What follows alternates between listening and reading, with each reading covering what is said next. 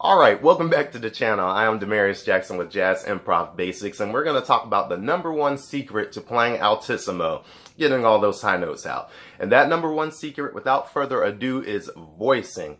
Now, you might have heard voicing before in terms of playing the piano or chords on a keyboard or piano or something like that, but voicing in terms of playing the saxophone, all it is simply manipulating your tongue position, your muscles in your oral cavity and your throat in order to influence your airstream.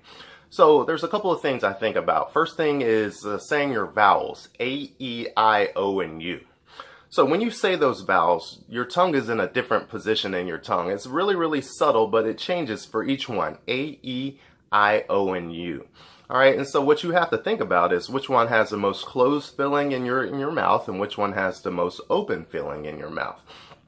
So I use that kind of as a preliminary exercise just to get me used to being aware of where my tongue is.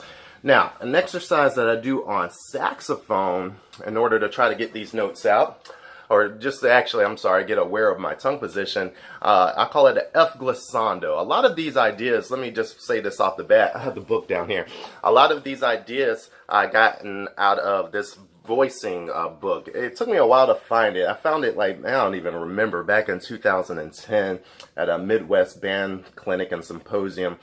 But it's by Don Cinta, and it says Denise Dabney down here. Well, I actually found, it has a different color, but I found another version of it on Amazon. But these exercises in this book, they really helped me out and got me going on my learning journey of playing Altissimo. That's all right. So back to the exercise. One is the F glissando. So basically, we're going to play our front F here. Right, our fork F, front F, and we're just going to try to glissando down from that note as far as possible until the note breaks or till we can't go anymore. All right, let's give it a shot and play a couple of notes.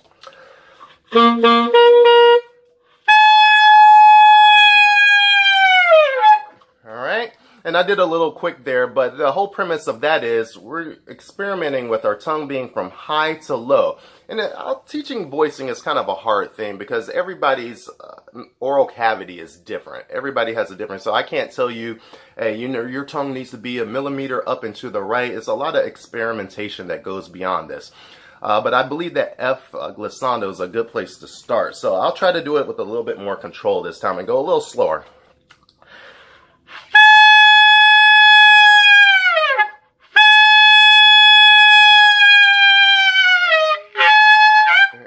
It's a little bit difficult. One thing that you could try is just simply playing it chromatically. So we would play F, E, F, and then we would play F and then use our voicing, our tongue position, to glissando the note down and glissando it back up and just keep going down chromatically.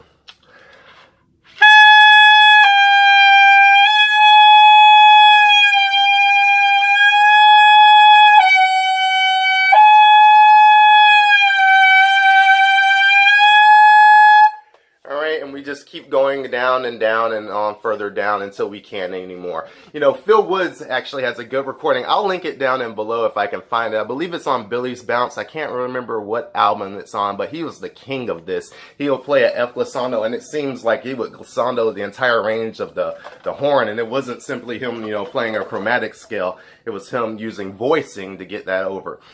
All right, another trick that I learned with helping out with voicing and playing Altissimo is obviously overtone matching, but a lot of people forget the premise behind overtone matching. So you've heard it before. So for instance, I would play a low B flat, but we would sound the first note in the overtone series, which is that middle B flat. Here's an example.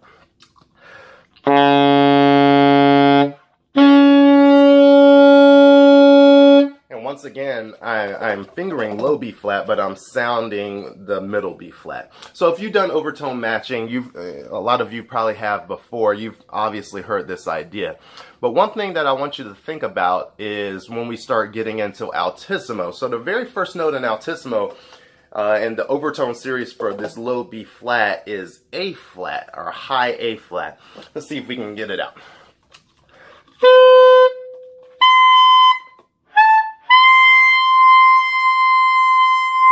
All right, right, so there we go. I just, I fingered a low B flat, but we sounded that high A flat. So what we need to think of when we're playing these overtone matching exercises is our tongue position.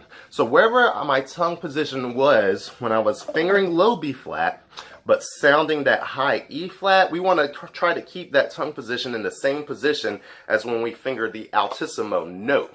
All right, so let's give it an example. Let's give it another try. I'll move this down so you can kind of see the fingerings going on here. So we got low B flat, but we're going to try to sound high A flat.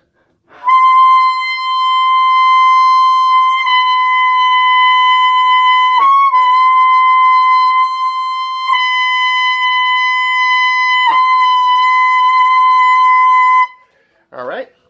So once again, trying to keep our tongue position in that same spot is going to be what's kind of key. And you have to do this with repetition. At no point when I was playing, coming up and practicing these exercises was I actually sitting there like, all right, my tongue needs to go exactly to this position. It's a lot of repetition, and it's a lot of playing it over and over and over again that trains your tongue to actually just automatically go to that position. That way, when we're playing our scales up there,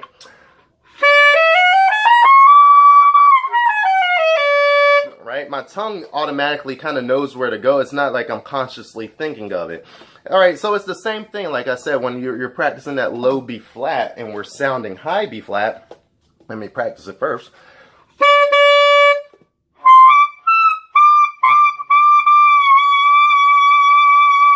And you see what you can do with voicing. I'm glad I actually kind of flubbed that a little bit. You can actually influence your intonation with the voicing as well, instead of, constantly in and out and in and out. And it's not a biting down, it's not a loosening up, but it's all influenced by voicing. So here we go. I'm going to, finger low B flat, but sound the high B flat.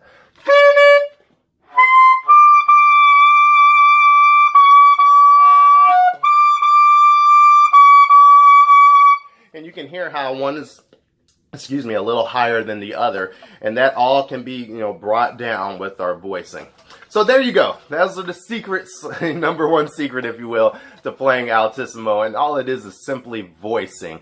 Hopefully you liked the video. If you got anything out of it or have any kind of questions or anything like that, please leave a comment below. Smash the like button, as they always say. And be sure to subscribe for more tips on jazz and improvisation and all kinds of things. Once again, that book, I'll have a link for this below if you want to go check it out on Amazon. But it's just simply Voicing by Don Senza. If you haven't heard this gentleman play, it is incredible. All right, he is probably still one of my favorite saxophone players today. So go check that out. And until next time, happy practicing, and I'll talk to you later.